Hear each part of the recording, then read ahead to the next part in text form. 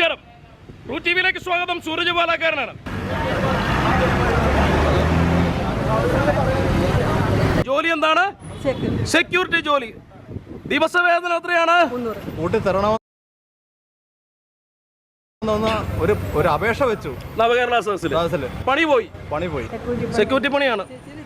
വിധവയാണ്. പ്രിയപ്പെട്ടവരെ, വളരെ രസകരമായ, കേൾക്കുമ്പോൾ രസകരവും ഇത് അനുഭവിച്ചവർക്ക് നെഞ്ചു പടയുന്നതുമായ ഒരവസ്ഥ.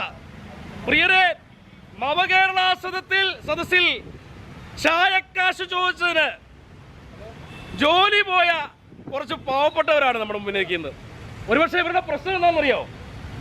ഇവരുടെ തൊഴിലാളി നേതാക്കളുടെ പ്രശ്നം എന്ന് പറയുന്നത് പാർട്ടിയേക്കാളും കൂടുതൽ തൊഴിലാളികൾക്ക് മുൻഗണന കൊടുത്തുകൊണ്ട് മരത്തിൽ കയറി ആത്മഹത്യ ചെയ്യാൻ പോയ സൂരജിന്റെ അവസ്ഥ. പ്രിയപ്പെട്ടവരെ, ചെറിയ വിഷയമല്ല. ഈ അവസ്ഥ ഇവിടെ മാത്രമേ ഉള്ളൂ. കേരളത്തിലെ കൊച്ചിയിൽ കേരള സംസ്ഥാന ഭവന നിർമ്മാണ ബോർഡിന്റെ ഫ്രണ്ടിലാണ് നിൽക്കുന്നത്. കാണാൻ നല്ല ആഠ്യത്യമൊക്കെ ഉണ്ട് ചേച്ചിക്ക്. ജോലി എന്താണ്? സെക്യൂരിറ്റി ജോലി. ദിവസവേതനം എത്രയാണ്? കേരളത്തിലാണ് ദിവസം സെക്യൂരിറ്റിക്ക് സർക്കാരിന്റെ ജോലിക്കാർക്ക് കിട്ടുന്ന വേതനം എന്ന് പറയുന്നത് 300 കുണുവ. 300 കുണുവ കിട്ടിയിട്ടും ഇപ്പൊ എന്താ അവസ്ഥ? ഉള്ള പണിയും പോയി. എന്താണ് കാര്യം? എന്താണ്? നവകേരള സദസ്സിൽ നമുക്ക് പൈസ കൂട്ടണമെന്ന് പറഞ്ഞിട്ട് അപേക്ഷ കൊടുത്തു. നവകേരള സദസ്സില് 300 രൂപ ചായക്കാശ് എന്നേ പറയാൻ പറ്റുള്ളൂ. അത് ഇച്ചിരി കൂട്ടിത്തരണമെന്ന് പരാതി കൊടുത്തതിന്റെ പേരിൽ ആരാണ് നിങ്ങളെ പിരിച്ചുവിട്ടത്? അയാളുടെ പേരെന്നാ? ചേച്ചി എത്ര വർഷമായി? 5 വർഷം കഴിയും. ഇപ്പൊ എന്നാ ശമ്പളം? 9,000 രൂപ. ഒരു ദിവസം 300. വിധവയാണ്. ചേച്ചി പോയി സങ്കടം പറഞ്ഞോ? രതീഷ് ദൈവമേ സഹായിക്കണമെന്ന് പറഞ്ഞില്ലേ? അവിടെ ആൾക്കാർ കുറെ ആൾക്കാർ സാറ് സഹായിക്കോ? രതീഷ് സാറ് ഈ പാവപ്പെട്ടവരെ പിരിച്ചുവിട്ടിരിക്കുകയാണ്. അതുകൊണ്ട് ഒരു രക്ഷയില്ല. നിവർത്തികെട്ട് പാവങ്ങളും മരത്തിന്റെ മുകളിൽ കയറി ആത്മഹത്യക്ക് ശ്രമിച്ചിരിക്കുന്നു. ഒരു പട്ടിക്കുറുക്കിന് ഇവിടെ തിരിഞ്ഞു നോക്കാനില്ല. ഇവിടെ കുറെ യൂണിയൻകാരുണ്ട്. ഈ യൂണിയൻകാരുടെ ഒരു പ്രശ്നം എന്താണെന്ന് വെച്ചാൽ പാർട്ടിയെക്കാളും കൂടുതൽ നിങ്ങൾ തൊഴിലാളികൾക്ക് സംരക്ഷണം നൽകുന്നു. എല്ലാ പാർട്ടിക്കാരും അങ്ങനെ ചെയ്യത്തില്ല. എല്ലാ തൊഴിലാളി സംഘടനയും ചെയ്യത്തില്ല. ചേട്ടാ, എന്തൊരു അവസ്ഥയാണ് ചേട്ടാ. 300 രൂപയ്ക്ക്. കാരണം ആ ചേച്ചിയൊക്കെ പിള്ളേരുള്ളവരായിരിക്കാം, കുടുംബമുള്ളവരായിരിക്കാം, പട്ടിണിയുള്ളവരായിരിക്കാം. 300 രൂപയ്ക്ക് ഇപ്പോഴത്തെ കാലത്ത് എങ്ങനെ ജീവിക്കാൻ പറ്റും? അതൊന്ന് കൂട്ടി തരണമെന്ന് ഒരു അപേക്ഷ വെച്ചു നവകേരള സദസ്സിൽ. പണി പോയി. ഈ പുള്ളിയാ കേട്ടോ മരത്തിന്റെ മുകളിൽ കയറി. എന്നാ സൂര്യ ചെയ്ത അവസ്ഥ?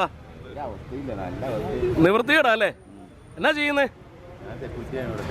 സെക്യൂരിറ്റിയാണ്. എത്ര വർഷമായി? ഉറക്കെ പറഞ്ഞേ. 1.5 കൊല്ലം കഴിഞ്ഞു. ചേച്ചി എത്ര വർഷമായി? ഒരുമിച്ചാണ്.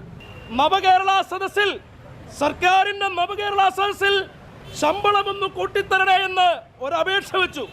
അതിന്റെ പേരിൽ പിരിച്ചുവിട്ടിരിക്കുകയാണ്. ഈ പാവപ്പെട്ടവരെന്ത് ചെയ്യണം? സർക്കാരിനെ വിശ്വസിച്ചു പോയി. സർക്കാരല്ല ഇവിടുത്തെ പ്രശ്നക്കാര്. സർക്കാരിന്റെ അടിമപ്പണി ചെയ്യുന്ന കുറെ ആളുകളുണ്ട്. രതീഷ് ഒരു കാര്യം മനസ്സിലാക്കണം.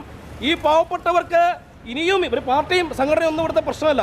ഈ പാവപ്പെട്ടവർക്കിട്ട് പണി കൊടുക്കാനാണ് ഉദ്ദേശമെന്നെങ്കിൽ ഇവിടെ പാർട്ടിയും സംഘടനയും നോക്കാതെ തന്നെ കേരള ജനത ഒറ്റയ്ക്ക് നിൽക്കും. തീർച്ചയായിട്ടും ഇനിയും ഇപ്പോൾ മരത്തിൽ കയറിയുള്ളൂ. ആത്മഹത്യകൾ ഉണ്ടാവാതിരിക്കട്ടെ. എന്താണ് പ്രശ്നം? എന്തായിരുന്നു ഈ രതീഷ് എന്ന് പറയുന്ന ആളെ പാർട്ടി പ്രവർത്തനം വല്ല ആണോ? പറയണോ? ആണോ? ആണെന്നാണ്. CPM ആള് തന്നെയാണ്. CPI. നിങ്ങൾ CPM ആണോ? എല്ലാം. അപ്പൊ കൂടെ തന്നെ തന്നു പണി അല്ല? 8ന്റെ പണി.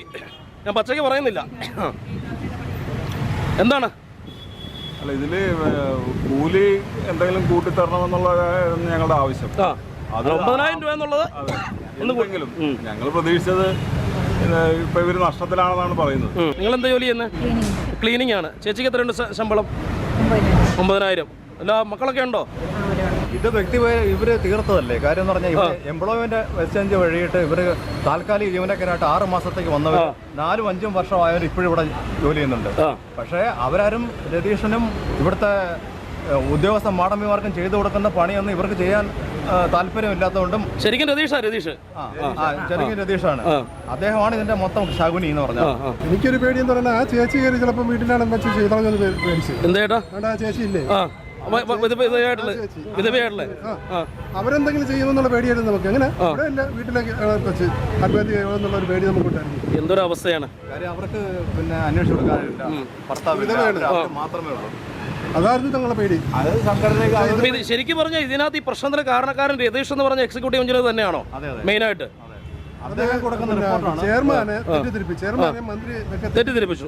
ഇവിടെ പരാതി കൊടുത്തു. CM ഈ വിഷയം അറിഞ്ഞിട്ടുണ്ടോ ശരിക്കും? ചെയർമാന്റെ ഇതെന്ന് പറഞ്ഞാൽ ഉണ്ടാവില്ല. ചെയർമാൻ വിചാരിക്കുന്നത് നേരെ അവിടെ കൊണ്ട് കൊടുത്തെന്ന്. പക്ഷെ ഇവിടെ കൊടുത്ത പരാതികൾ ഇവൻ പറഞ്ഞില്ല. മനസ്സിലായില്ലേ? ഇവിടെ കൊടുത്ത പരാതികൾ ഇവിടെ പറഞ്ഞില്ല. അപ്പൊ നേരിട്ട് കൊടുത്തതിന്റെ പേരിലുള്ള ഒരു ചുരുക്കാണ് ചെയർമാനിലുള്ളത്. നിങ്ങൾ എന്ത് ജോലി അവിടെ ചെയ്യുന്നത്? എത്ര വർഷമായി? 14 വർഷമായിട്ട് നിങ്ങൾക്ക് എത്ര ഉണ്ടോ സാലറി? 15 രൂപ സാലറി ഉണ്ട്. 15 വർഷമായിട്ട്. അപ്പൊ എനിക്ക് തോന്നുന്നത് നിങ്ങളുടെ എക്സ്പീരിയൻസിനനുസരിച്ച് ഓരോ വർഷം കൂട്ടിക്കൊണ്ടിരിക്കുകയാണെന്ന് തോന്നല്ലേ? കഴിഞ്ഞ വർഷം 14 രൂപയായിരുന്നോ? എത്ര വയസ്സുണ്ട്? 57 വയസ്സ്. മക്കളൊക്കെ ഉള്ളതാണോ? കോപ്പലവണം കത്തിക്കാൻ പറ്റില്ലായിരുന്നു. എന്തോ ഒരു അവസ്ഥയാന്ന് നോക്കി. 15 വർഷമായിട്ട് സർക്കാരിൻ്റെ ജോലി ചെയ്യുന്നവരാ. ശമ്പളം എന്ന് പറഞ്ഞാൽ 15,000 രൂപ. എന്ത് കോട്ടയത്തെ ഇടപാടല്ലേ? എൻ്റെ പൊന്ന് രതീഷ് എക്സിക്യൂട്ടീവ് എഞ്ചിനീയറെ, ഇവരുടെ ജോലി ഒന്ന് സ്ഥിരപ്പെടുത്തി കൊടുക്കുക. കാരണം ഇവർ നിങ്ങൾക്ക് ചെയ്തു തരാൻ പോണത്, നിങ്ങളുടെ ഫോട്ടോ പൂജാമുറിയിൽ വെച്ച് ഞങ്ങൾ പൂജിക്കാം, നിങ്ങളെ രതീഷ് ദൈവമേ എന്ന് വിളിക്കാം. കാരണം നിങ്ങൾ കാരണം ഈ പാവപ്പെട്ടവരുടെ ജോലി പോയിക്കൊണ്ടിരിക്കുകയാണ്. ഇവർ പട്ടിണി കിടക്കേണ്ട അവസ്ഥയിലേക്ക് വന്നിരിക്കുകയാണ്. തീർച്ചയായിട്ടും ഈ പാവപ്പെട്ടവർക്ക് നീതി വേണം. തീർച്ചയായിട്ടും കിട്ടുമെന്ന് കരുതൂ. ഇല്ലെങ്കിൽ ഇനി ആത്മഹത്യകൾ ഉണ്ടായേക്കാം. നന്ദി, സ്നേഹം. 2TV വേണ്ടി നിങ്ങളുടെ സ്വന്തം സൂരജ് പാലക്കാട്.